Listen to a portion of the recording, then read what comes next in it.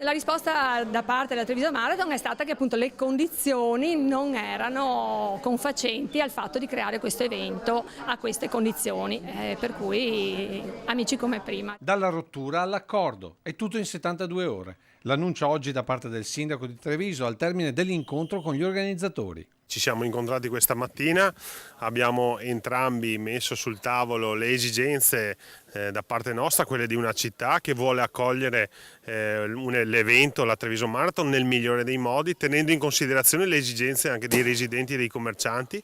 Dall'altra parte gli organizzatori che hanno capito quali sono le nostre esigenze, quali sono le esigenze della città, noi abbiamo sposato le loro e da qui è nata la 16ª edizione della Treviso Marathon che sarà, sono convinto, l'edizione tra l'altro più affascinante degli ultimi anni. Cosa sia successo in queste ore è facile intuirlo. La maratona è uno degli eventi importanti nel calendario cittadino anche per le ricadute economiche alle attività.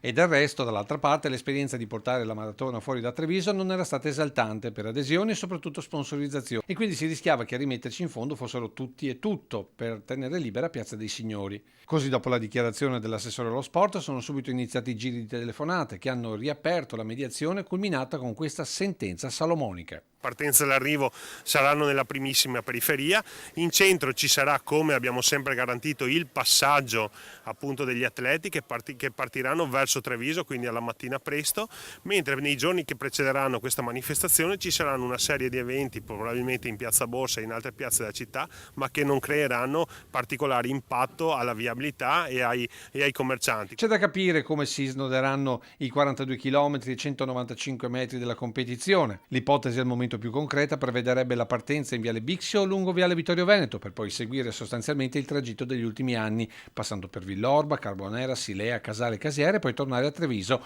con il passaggio in Piazza dei Signori e arrivo nell'ampio spazio di Piazzale Burchiellati. Di certo comunque ora è che si farà, con il sindaco pronto a correre in prima fila. Adesso non resta che augurare un buon allenamento a tutti i maratonetti perché voglio vedere tutti sulla linea di partenza per questa 16ª Treviso Marathon.